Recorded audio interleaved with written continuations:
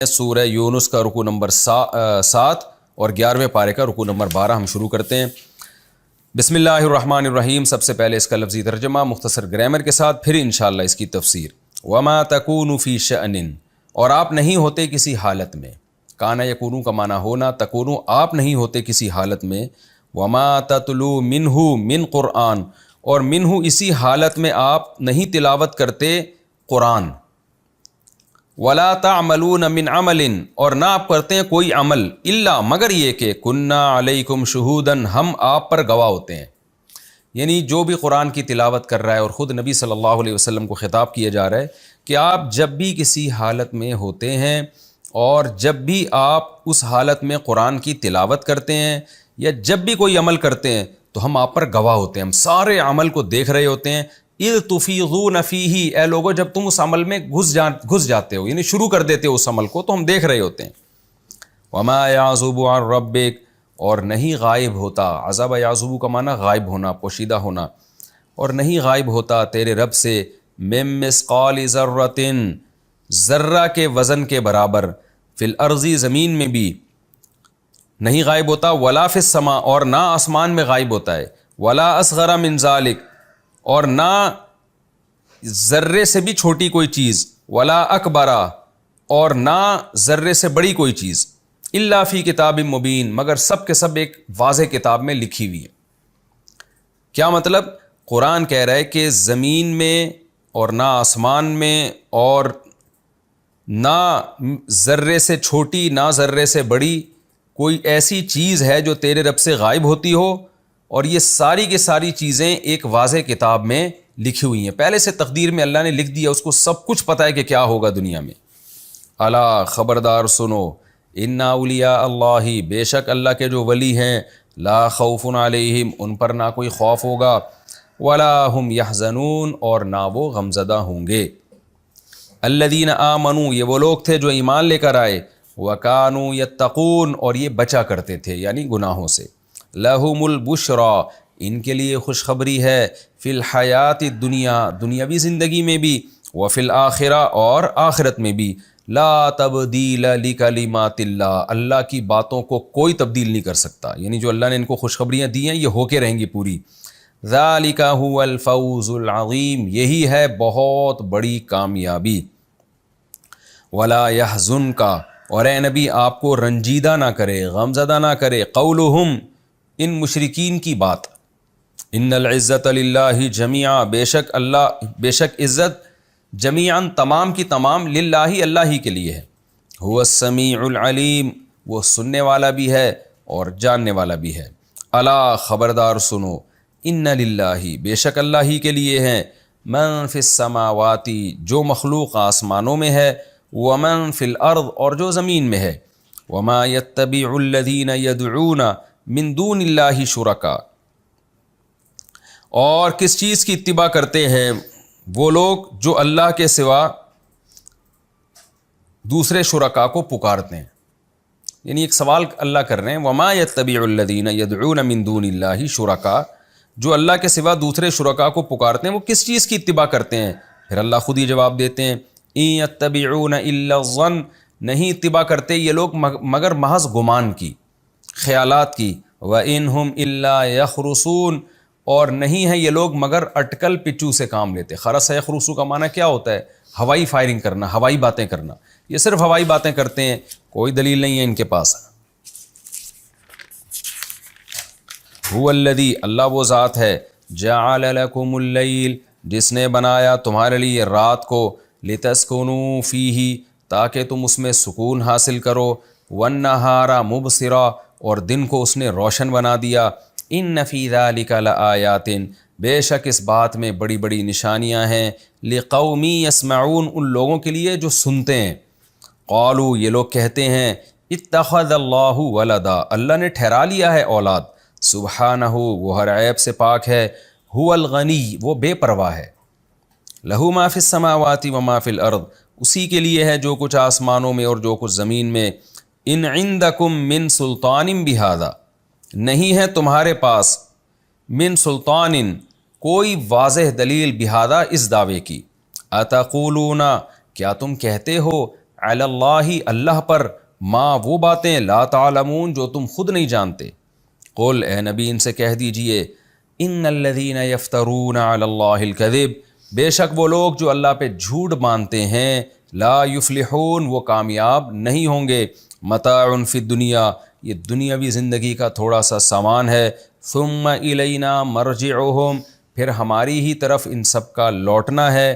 ثم نذیقہم العذاب پھر ہم ان کو چکھائیں گے عذاب الشدید شدید عذاب بما کانوا یکفرون اس کفر کی وجہ سے جو یہ لوگ کیا کرتے تھے. یہ رکو نمبر 7 اور 12 کا لفظی ترجمہ ہو گیا. اس کی بھی تفسیر آسان ہے, میں اس کی تفسیر کر دیتا ہوں. بسم اللہ الرحمن الرحیم. وما تکون فی شأن وما تتلو منہ من قرآن.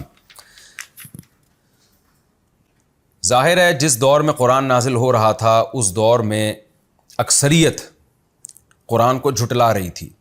تھوڑے سے لوگ تھے جو اچھا عمل کر رہے تھے, بلکہ آج بھی دنیا میں میجورٹی انکار کرنے والوں کی ہے. نیک لوگ آج بھی دنیا میں کم ہیں. تو قرآن ان نیک لوگوں کو تسلی دے رہا ہے.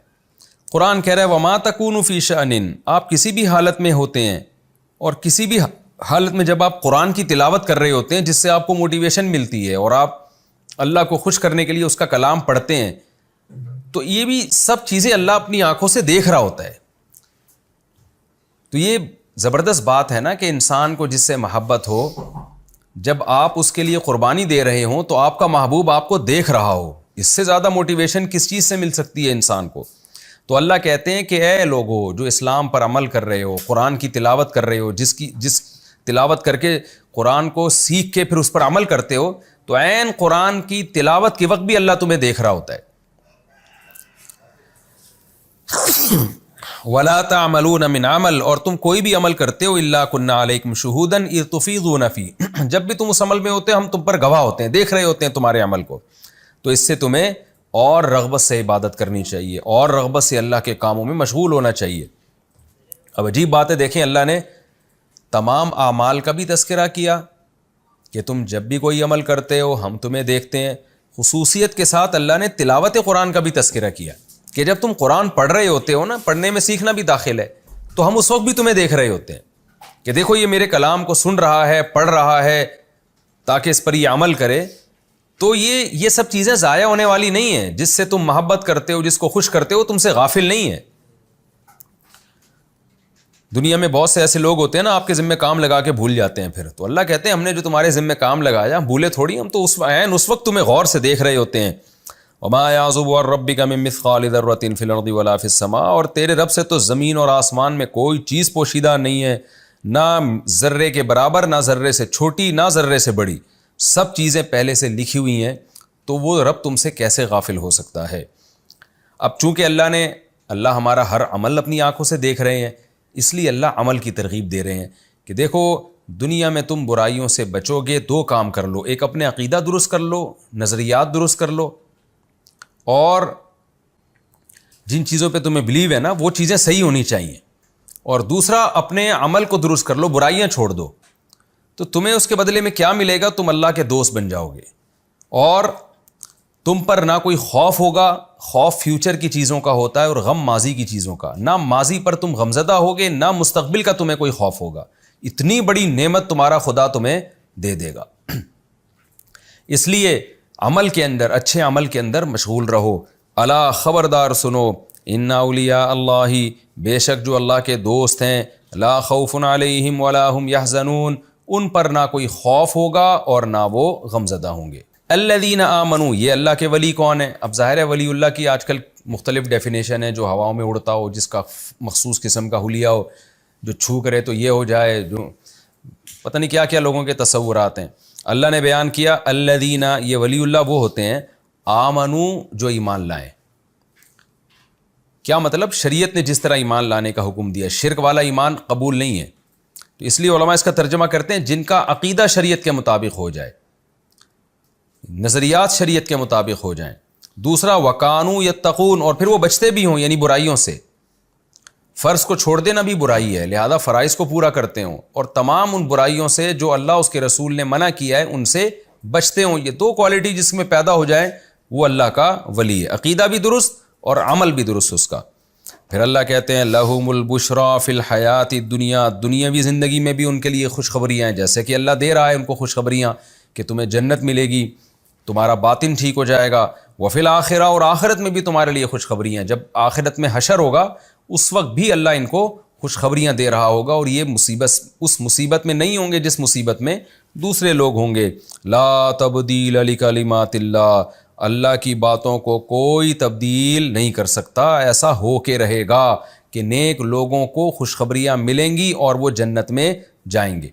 یہ خوشخبریاں قرآن کی صورت میں بھی ملتی ہیں، اور قرآن ہی میں دوسرے مقام پہ پتہ چلتا ہے کہ اللہ تعالیٰ فرشتوں کے ذریعے بھی خوشخبری دیتے ہیں، فرشتے دل پہ اترتے ہیں اور نیک لوگوں کو موٹیویٹ کرتے ہیں، خوشخبریاں سناتے رہتے ہیں۔ تو اللہ کی طرف سے فرشتوں کے ذریعے بھی انسان کو اس دنیا میں نیک لوگوں کو خوشخبریاں ملتی ہیں، اور حدیث میں آتا ہے کہ مبشرات خوابوں کو بھی کہا گیا ہے۔ جب انسان برائیوں سے بچتا ہے اور نیکی کے راستے پہ چلتا ہے تو بسا اوقات خواب میں بھی اس کو خوشخبریاں مل رہی ہوتی ہیں۔ تو اللہ کہتے ہیں ان کے لیے دنیا میں بھی خوشخبریاں اور آخرت میں بھی، اور اللہ کی ان باتوں کو کوئی تبدیل نہیں کر سکتا۔ ذالک هو الفوز العظیم، یہ ہے بہت بڑی کامیابی۔ ہم دنیا کو سمجھتے ہیں، اللہ آخرت کو کہہ رہے۔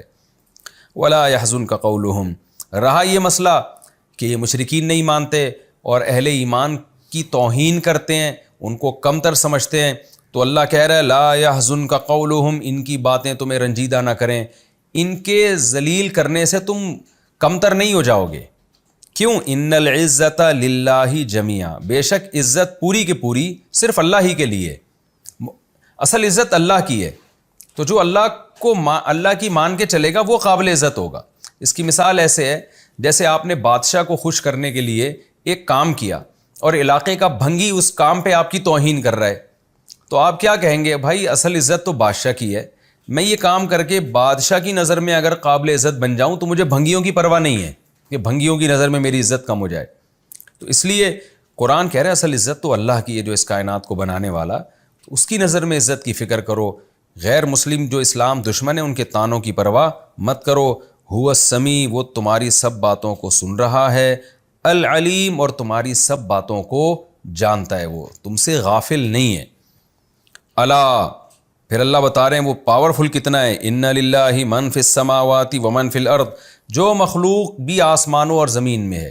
دیکھیں پچھلے رکوع میں تھا ما فی السماواتی، ما اکثر بے جان چیزوں کے لیے استعمال ہوتا ہے، یعنی جو چیزیں بھی آسمانوں اور زمین میں ہیں، اور من جاندار چیزوں کے لیے جن میں عقل ہو۔ تو یہاں اللہ بتا رہے ہیں کہ جو مخلوق آسمانوں میں اور جو زمین میں سب کا اللہ مالک ہے۔ تو یہ جو مشرکین آپ کو طعنے دے رہے ہیں ان کا بھی اصل میں اللہ مالک ہے، یعنی گویا کوئی بھنگی آپ کو ذلیل کر رہا ہے اور آپ بادشاہ کو خوش کرنے کے لیے کوئی کام کر رہے ہیں، تو بادشاہ کیا کہے گا؟ یہ بھنگی بھی تو میری رعایا ہے، میں اس سے خود ہی خبر لے لوں گا کہ میرے نظر میں جو عزت والا تھا تو اس کو کیسے رسوا کر رہا ہے۔ تو اللہ بھی یہاں یہ کہہ رہے ہیں کہ یہ جو کافر لوگ ہیں یا جو اسلام دشمن ہیں، جو مسلمانوں کی توہین کر رہے ہیں، ان کا بھی اصل میں اللہ ہی مالک ہے۔ تو جو مخلوق آسمانوں اور زمین میں سب کا اللہ مالک ہے۔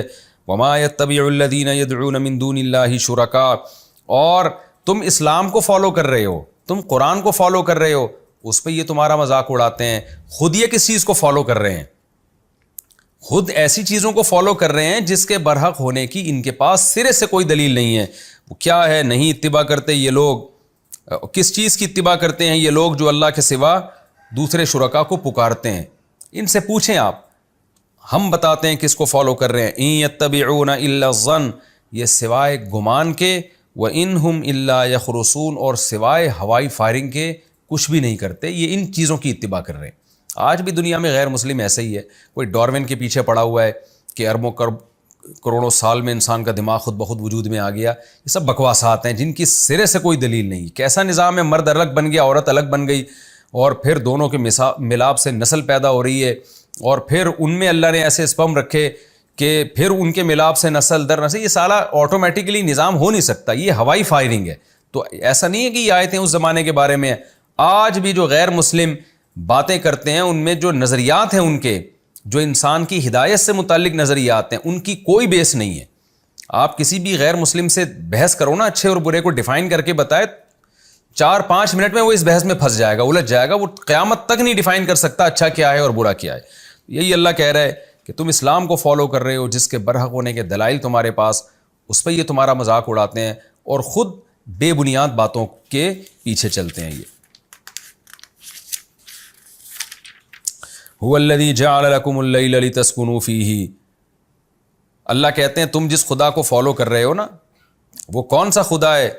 یہ وہ اللہ ہے جس نے تمہارے لیے رات بنائی جس میں تم سکون حاصل کرتے ہو، والنہارا، اور دن بنایا مبصرا، روشن، جس میں تم تجارتیں کرتے ہو، چلتے پھرتے ہو زمین میں۔ تو بتاؤ ان کے شرکا اچھے ہیں، یہ خدا اچھا ہے؟ تو وہ خدا بہترین قانون سازی کرے گا جس کے اتنی بڑی بڑی قدرت کے دلائل اور جس کے اتنے احسانات۔ ان فی ذلک لآیات، بے شک اس بات میں بڑی بڑی نشانیاں ہیں، لقوم یسمعون، ان لوگوں کے لیے جو ہماری باتوں کو سنتے ہیں۔ قالوا اتخذ اللہ ولدا، انہوں نے کیا کہا، یعنی ان میں سے بعض نے کیا کہا کہ اللہ نے اولاد ٹھہرا لی۔ یعنی کچھ ایسے ہیں جو اللہ کو مانتے بھی ہیں، پیغمبروں کو مانتے بھی ہیں، لیکن وہ بھی گمراہ ہو گئے۔ وہ کیا کرتے ہیں، جیسے کہ عیسائی کہتے ہیں اللہ نے اولاد ٹھہرا لی اپنے لیے، عیسیٰ کو بیٹا بنا لیا۔ سبحانہ، اللہ ہر عیب سے پاک ہے، هو الغنی، وہ بے پرواہ ہے، اس کو اولاد کی ضرورت نہیں ہے۔